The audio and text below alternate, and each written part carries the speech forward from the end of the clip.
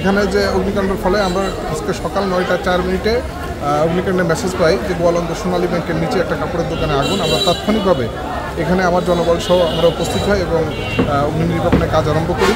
আমরা খুব অল্প সময়ে অগ্নি নির্বাপন করতে সক্ষম হই।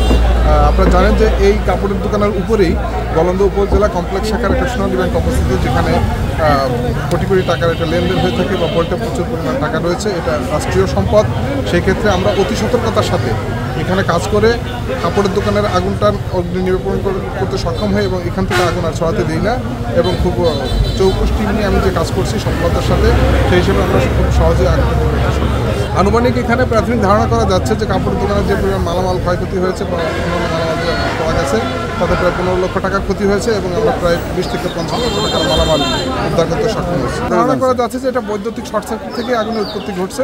তারপরে মূল কারণ জানার জন্য পরবর্তী তদন্ত সাপেক্ষে আমরা বিস্তারিত বলতে পারব।